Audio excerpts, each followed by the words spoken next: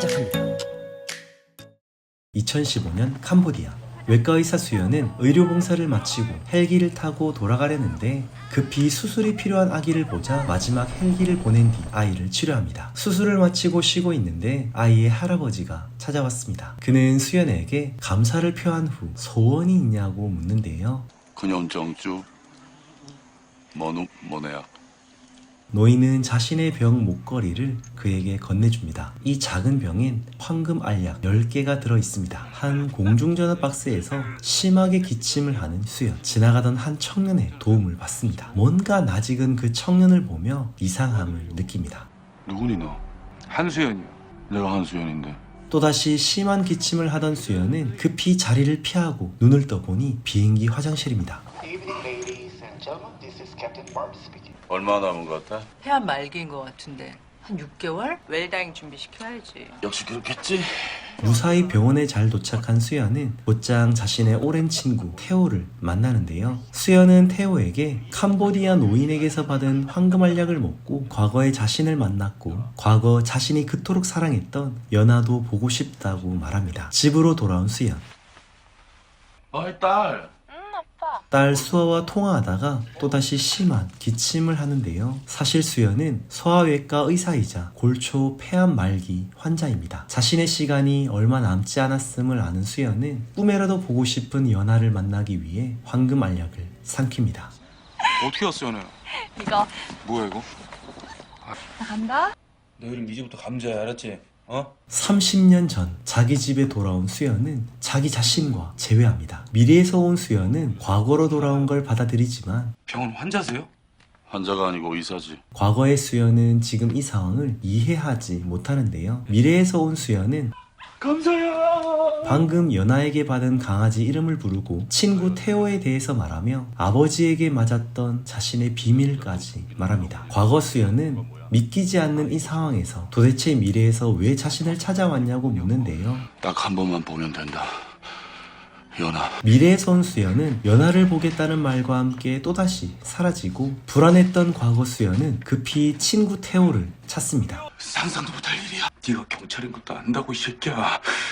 의학적으로 특별할 것이 없는 이 황금 알약은 약 20분간 과거에 머물 수 있었습니다. 수연이 이렇게까지 연하를 만나고 싶어 했던 건 수연에게 있어 그녀는 인생의 전부였기 때문입니다. 1985년 서울. 수연은 한국 최초의 돌고래 여자 조련사 연하와 장거리 연애 중이었습니다. 서울에서 데이트를 하고 나면 수연은 다시 부산으로 돌아가야 했는데요. 오늘은 특별히 연하가 급히 수연을 배웅해줍니다. 그리고 수연에게 중요한 말을 던지는데 나도 아이 갖고 싶어. 너 애 낳고 싶다고. 이미 수연과 결혼까지 생각한 연하. 하지만 수연은 결혼에 대해 조심스럽습니다. 너 뭐야? 나는 죽을 때까지 네 손 놓지 않을게. 연하와 어정쩡하게 헤어졌는데 갑자기 미래의 수연이 나타나서 연하를 보러 왔다고 하니 과거의 수연은 매우 당황스러웠는데요. 결국 과거의 수연은 서울에 와서 연하에게 고백합니다. 미래의 수연은 시험 치고 온 딸 수아와 함께 저녁을 먹습니다. 그런데 뭔가 분위기가 심상치 않고 딸 수아는 아빠 수연이 폐암으로 얼마 남지 않았음을 알고 있습니다. 너무 소중한 딸 수아에게 너무 미안한 아빠 수연. 과거 수연은 연하의 공연을 보러 서울에 왔습니다. 이곳에서 낯익은 뒷모습이 보이는데요. 과거 수연은 미래에서 온 수연에게 앞으로 일어날 일들을 물어봅니다. 저는 좋은 의사가 됐습니까? 넌 이미 좋은 의사야, 한수연. 그렇게 짧은 대화를 마친 후 드디어 수연은 30년 만에 그토록 보고 싶었던 연하를 다시 보게 됩니다. 과거 수연에겐 특별할 게 없던 공연이었지만 미래에서 온 수연에겐 너무나도 특별한 공연이었습니다. 무려 30년간 꿈꿔왔던 소원을 마침내 이루었습니다. 뭔가 이상함을 느낀 과거의 수연은 미래에서 온 수연에게 재차 이곳에 온 이유를 묻는데요. 결국 미래에서 온 수연은 충격적인 미래를 말해주는데요. 연아 곧 죽는다. 다시 현재로 돌아온 미래의 수연은 자신이 과거 수연에게 엄청난 말을 했다는 걸 깨닫습니다. 왜 그렇게 나를 보고 있어? 예뻐서. 두 사람은 한 고속도로 휴게소에서 만났습니다. 미래를 알았으니 연하를 살리면 될 것 같지만 여기엔 큰 문제가 있습니다. 과거 수연에겐 연하를 반드시 살려야 하고 미래 수연에겐 수아가 반드시 있어야 합니다. 한치도 양보할 수 없는 상황. 결국 미래에서 온 수연은 두 가지 조건을 말합니다. 다 포기할 수 있겠어? 필요하면 내 목숨 뒤요. 연하 곁을 떠나라. 이게 내 첫 번째 조건이야. 두 번째, 아무한테도 말하면 안 된다. 사랑하는 여자친구 연하에게도 말하지 못한 아픔이 있는데요. 그 존재가 바로 아버지였습니다. 처음엔 휴가 3일 동안 연하와 시간을 보내려고 했는데 아버지의 상황이 위급해져서 연하와의 휴가 일정을 취소하게 되었는데요. 그렇다고 사랑하는 연하에게 그토록 증오하는 아버지의 존재를 말하고 싶지도 않습니다. 결국 미래의 수연은 연하에게 아무 말도 하지 못하고 연하와의 약속만 취소했었는데요. 이후 연하는 뜻밖의 돌고래 사고를 당했던 것입니다. 이에 과거 수연은 첫 번째 조건을 지키기 위해 연하에게 자신이 있는 부산의 병원으로 오게 합니다. 그리고 자신이 그토록 숨겨왔던 아버지의 존재를 밝히고 자신이 왜 그동안 결혼을 미뤄왔는지 알려주는데요. 그리고 연하에게 마음에도 없는 이별을 통보합니다. 헤어져 수라 제발. 못 알아듣냐고 그냥 결코 원하지 않았던 연하와의 이별. 결국 아버지는 돌아가시고 연하는 살게 됩니다. 연하는 내 인생의 전부였어. 그러나 과거의 수연은 자신이 한 행동에 대해 죄책감을 이기지 못하고 연하는 물론 자신의 하나밖에 없는 친구 태호에게도 자신의 인생에서 떠나보내려고 합니다. 모든 것이 다 해결됐다고 생각한 미래의 수연은 기분 좋게 태호와 술 한잔 하려고 왔는데 야, 갑자기 와서 놀랬냐? 30년 만에 나타나가 뭐 하는 짓이고? 뭐? 태호는 냉정하게 수연을 대합니다. 그리고 미래가 달라지면서 결국 살게 된 연하는 그동안 수연과 함께했던 추억의 다이어리를 수연의 집에 넣어놓고 수연을 기다리는데요. 결국 과거의 수연은 미래의 수연과의 약속을 어기고 연하를 찾아갑니다. 또다시 미래는 바뀌게 되고 수연의 딸 수아는 원래 없었던 사람처럼 되어버렸는데요. 교통사고로 끝내 연하를 눈앞에서 잃게 됩니다. 이 사실을 알게 된 미래의 수연은 연하가 죽은 이유를 확인하게 되고 수연은 과거의 수연을 찾아와 빨리 수술해야 한다고 말합니다. 내가 집도해. 넌 옆에서 날 도와.